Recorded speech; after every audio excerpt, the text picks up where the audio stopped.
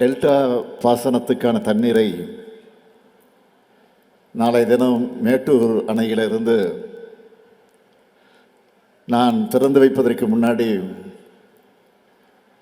இன்று மேற்கு மண்டல வேளாண் பெருங்குடி மக்களான உங்களை சந்திப்பதில் நான் மிகுந்த மகிழ்ச்சி அடைகிறேன். வேளாண் கண்காட்சி மற்றும் கருத்தரங்கம் இந்த நிகழ்ச்சியை வேளாண்மை உழவர் நலத்துறை சார்பில்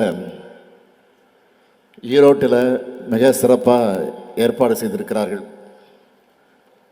அதற்காக முதல்ல என்னுடைய பாராட்டுக்களையும் வாழ்த்துக்களையும் நான் தெரிவித்துக் கொள்ள விரும்புகிறேன். இந்த பிரம்மாண்ட கண்காட்சி அரங்குகளை பார்வையிட்டப்போ என் மனசில் அளவில்லா மகிழ்ச்சி உண்டாச்சு. அதுக்காக வேளாண் பெருமக்கள் ஒவ்வொருத்தருக்கும் தனித்தனியாக என்னுடைய வணக்கத்தையும் நன்றியும் நான் தெரிவிச்சுக்க விரும்புகிறேன். விவசாயிகளால் தான் இந்த மண்ணும் மக்களும் மகிழ்ச்சியோட மனநிறைவோட உணவுப் பொருட்கள் கிடைச்சி உடல் வலிமையோடு வாழுறாங்க. தமிழ்நாட்டின் வேளாண் பெருமக்கள் எல்லோரும் வாழ்வாங்கு வாழ்கன்னு இந்த ஈரோடு மண்ணிலிருந்து ஈர உணர்வோடு நான் வாழ்த்துகிறேன். இந்த துறையை ஒரு விவசாயிக்க உரிய அக்கறையோடும் பொறுப்போடும் நடத்திட்டு வர்றார். யார்? நம்முடைய வேங்கை மைந்தன் மாண்புமிகு அமைச்சர் எம்.ஆர்.கே. பன்னீர்செல்வம் அவர்கள். இந்த கண்காட்சி கருத்தரங்க நடத்துவதற்கு இந்த ஈரோடு மாவட்டத்தை ஏன் தேர்ந்தெடுத்தாங்கன்னு பார்த்தா, ஈரோடு வேளாண்மையில் வளர்ச்சி பெற்ற பல முன்னோடி விவசாயிகளை கொண்ட மாவட்டம் இந்த மாவட்டம். குறிப்பாக சொல்லணும்னா, மாவட்ட மொத்த வேளாண் உற்பத்தி 12,221 ரூபாய் என்ற அளவில் மாநிலத்தில் 8வது இடம். காளிங்கராயன் மற்றும் கீழ்பவானின்னு முக்கிய பாசன கால்வாய்கள் இருக்கு. இந்தியாவோட மஞ்சள் மாநகரம் ஈரோடு. அதனால இந்த கண்காட்சி ஏற்பாடு செஞ்சு சரியான முடிவை எடுத்திருக்கிறாங்க. ஆட்சி பொறுப்பேற்றதுமே முதல் வேலையா வேளாண்மை துறைன்னு சொல்லாம உழவர் நலனையும் உள்ளடக்கினதா இருக்கணும்னு வேளாண்மை உழவர் நலத்துறை அப்படின்னு பெயரை மாற்றணும். அந்த மாற்றத்திற்கு ஏற்ப உழவர் நலன் காக்கும் பல்வேறு திட்டங்களையும் வகுத்து செயல்படுத்திக்கிட்டு வரோம். அதனால தான் தமிழ்நாட்டு வரலாற்றில் முதல் முறையாக வேளாண் துறைக்குன்னு தனி நிதி அறிக்கையை தாக்கல் செய்ய ஆரம்பித்தோம். அப்படி 5 வேளாண்மை பட்ஜெட் மூலமாக தனி கவனம் செலுத்தினதுனால உண்டாகி இருக்கக்கூடிய பயன்களை சில எடுத்துக்காட்டுகளை சொல்லணும்னா, கடந்த 4 ஆண்டுகளில் உணவு தானிய உற்பத்தியில் 458 லட்சம் மெட்ரிக் டன் எட்டி இருக்கிறோம். 2020-21 ஆண்டில் ஹெக்டருக்கு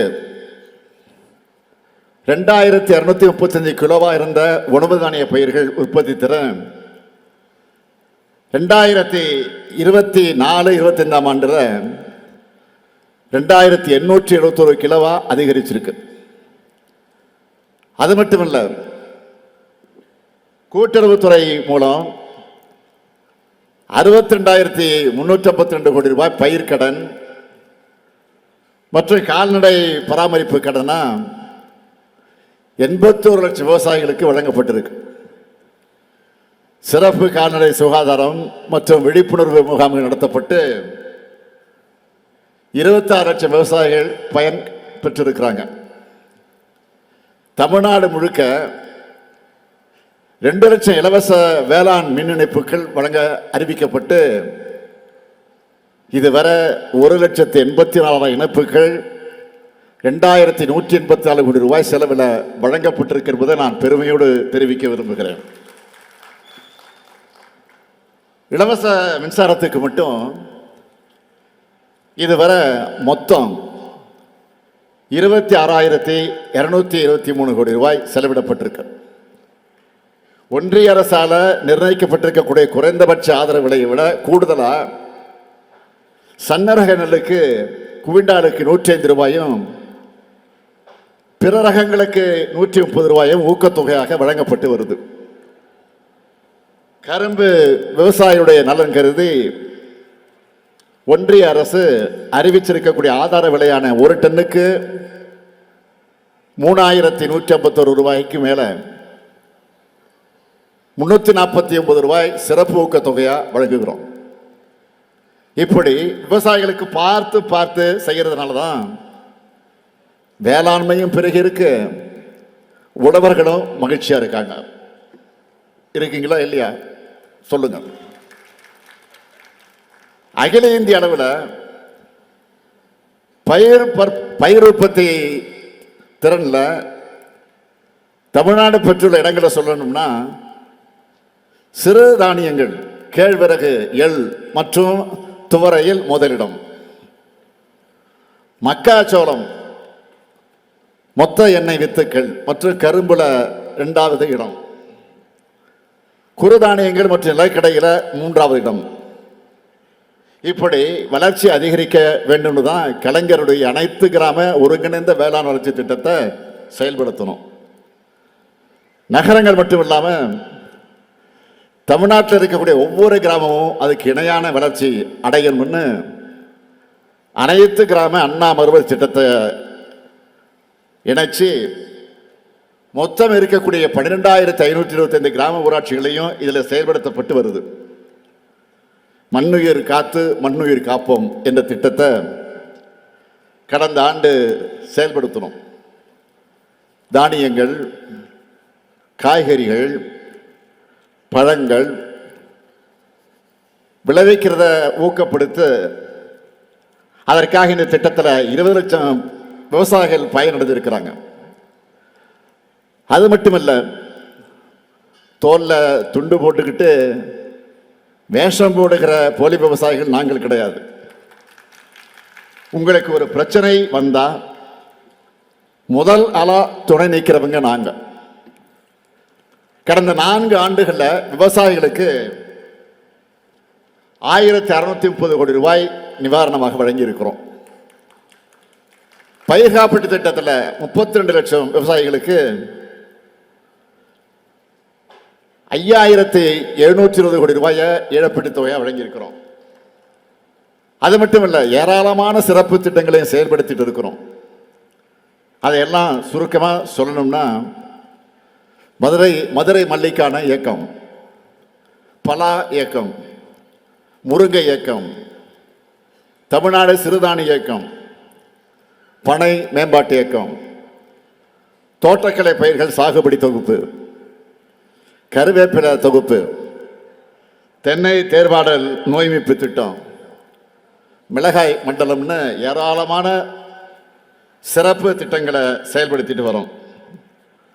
அதோட வேளாண் இயந்திரங்கள் வாங்க மானியம், வேளாண் வாடகை மையங்கள் அமைக்க மானியம், உழவர் செயலில் வாடகை சேவைன்னு நம்ம அரசோட முன்னெடுப்புகளையும் திட்டங்களையும் பட்டியலிட்டுக்கிட்டே போகலாம். இந்த வரிசையில் உழைப்புக்கான பயனை உழவர்களை பெறணும்னு தலைவர் கலைஞர் அவர்களால் உருவாக்கப்பட்டு கடந்த கால ஆட்சியாளர்களால் சீரழிக்கப்பட்ட 125 உழவர் சந்தைகளை புதுப்பிச்சு 14 உழவர் சந்தைகளையும் நாம் உருவாக்கி இருக்கிறோம். இந்த ஈரோடு மாவட்ட வேளாண் பெருங்குடி மக்களோட நன்மைக்காக சில முக்கியமான திட்டங்களையும் முன்னெடுப்புகளையும் சொல்லணும்னா, ஈரோட்டில் மஞ்சள் ஆராய்ச்சி மையம் 2020-21 ஆண்டை விட 25,000 ஏக்கர் கூடுதலா 2024-25 ஆண்டில் தோட்டக்கலை பயிர்களில் சாகுபடி மேற்கொள்ளப்பட்டிருக்கு. இந்த மேற்கு மண்டல மக்களுடைய நீண்ட நாள் கோரிக்கையான அத்திக்கடவு அவிநாசி திட்டமும் தொடங்கி வைக்கப்பட்டு ஈரோடு, திருப்பூர், கோவை மாவட்டங்களில் இருக்கக்கூடிய 1045 ஏரிகள் மற்றும் குளங்கள் வளம் பெற்றிருக்கு. கடைமடைக்கும் பாசன நீர் கிடைக்க வாய்க்கால்கள் தூர்வாரப்பட்டு தேவையான புனரமைப்பு பணிகளும் மேற்கொள்ளப்பட்டிருக்கு. பவானி ஆற்றில் 8 தடுப்பணைகள் ஏற்படுத்தப்பட்டிருக்கு. கீழ்பவானி திட்ட பிரதான கால்வாய்கள் 514 கோடி ரூபாயில புனரமைக்கப்பட்டு வருது. 8579 விவசாயிகளுக்கு இலவச வேளாண் மின் இணைப்புகள் வழங்கப்பட்டிருக்கு. பவானி சாகர்ல உத்தமர் தியாகி ஐயா ஈஸ்வரன் அவர்களுக்கு திருவுருவச் சிலை மற்றும் அரங்கம் அமைக்கப்பட்டிருக்கு. முதலமைச்சரின் உழவர் பாதுகாப்பு திட்டத்தில் 1000 ரூபாய் இருந்த முதியோர் ஓய்வூதிய தொகை 2023ஆம் ஆண்டில் முதல் 1200 ரூபாயாக உயர்த்தி இருக்கிறோம். அதில் இந்த மாவட்டத்தில் மட்டும் 6,61 லட்சம் ரூபாய் 5596 விவசாயிகளுக்கு வழங்கப்பட்டிருக்கு. இவ்வளவும் ஈரோடு மாவட்ட விவசாய மக்களுக்காக செஞ்சிருக்கிறோம். இனியும் செஞ்சு தர இருக்கிறோம். அந்த வரிசையில தான் இந்த கண்காட்சி ஏற்பாடு செய்யப்பட்டிருக்கு. வேளாண் விளைபொருட்களுடைய உற்பத்தியை அதிகரிப்பதற்கான எல்லா தகவல்களையும் நீங்க இங்க தெரிஞ்சுக்கலாம். உழவு தொழிலுக்கும் வேளாண்மை சார்ந்திருக்கக்கூடிய அனைத்து தரப்பினரும் நாம எல்லாரும் ஒன்றிணைந்து ஊக்கமளிக்கணும்னு இந்த நிகழ்ச்சி வாயிலாக கேட்டுக்கிறேன். இப்படியான பயனுள்ள நிகழ்வுகள் எல்லா மண்டலங்களையும் தொடர்ந்து நடத்தப்படணும்னு வேளாண் உழவர் நலத்துறையை நான் கேட்டுக்கொள்ள கடமைப்பட்டிருக்கிறேன். அதே போல விவசாயிகளும் பொதுமக்களும் இந்த வாய்ப்பை பயன்படுத்திக் கொள்ள வேண்டும் என்று கேட்டுக்கிறேன். உழவு என்பது தொழில் மட்டுமல்ல, அது நம்முடைய பண்பாடு. நிலத்தை 5 நிலையாக பிரித்து வாழ்வியல் வகுத்த இனம் நம்முடைய தமிழினம். அந்த நிலத்தை எல்லா வகையிலும் நாம் பலப்படுத்தி உயர்த்தணும். பலமான நிலங்களையும் பயிர்களுக்கு நடுவே களைகள் நுழைக்கும் என்பது விவசாயிகளுடைய இருக்கக்கூடிய உங்களுக்கு நல்லா தெரியும். அப்படிப்பட்ட கலையாக தான் கடந்த அதிமுக ஆட்சி இருந்துச்சு.